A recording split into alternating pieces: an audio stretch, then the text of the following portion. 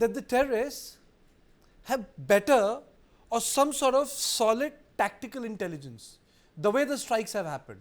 If you just take out of 4 strikes per month, in 2 you would say, how did they come to know of this movement? Why were they here at this point of time? It means that the tactical intelligence was available to them. Colonel Apte. Absolutely, Karthik. Absolutely, Karthik. Thanks for this. They have tactical intelligence, and as other panelists have mentioned, the probability of that is because of the overground workers who are present, and there is some amount of support in that area which is available to the terrorists infiltrating in. Who these people are, where they've come from, whether they were terrorists earlier and now come back, that is a question that remains to be answered.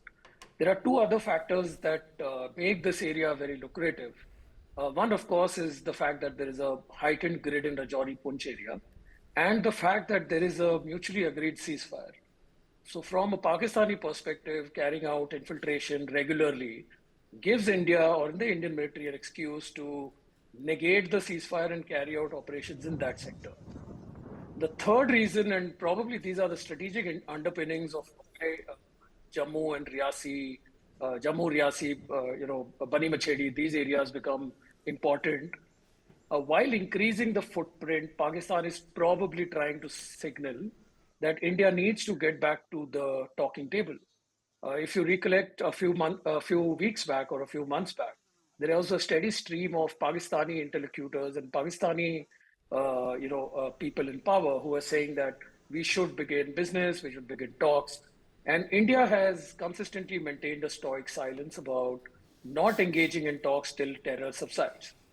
Now, by increasing the footprint, by causing more and more casualties, causing more and more attention to Kashmir, A, you are trying to put down the narrative of everything being normal in Kashmir, and B, you are coaxing India or trying to nudge India that the solution to this problem lies in talks. Not recommended, but probably this is what is happening. But Aditya, there's one more thing. When we talk about a theatre, we underestimate or we do not take into cognizance that armies, apart from the morale, they also fight on technology. Yes. And if you look at the war, how did the Mughals come in? Because they had the gunpowder.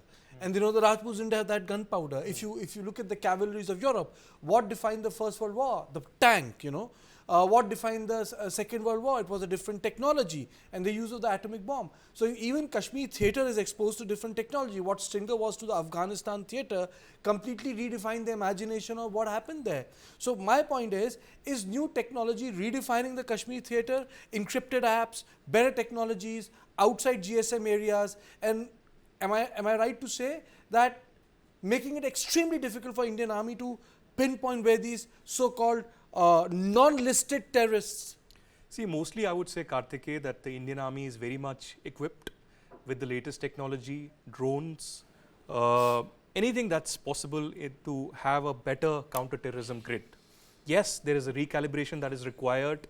Perhaps the strategy needs to be changed completely in the Jammu region, in the mountainous rugged belt, where it is very difficult to operate given the circumstances, the temperatures, etc.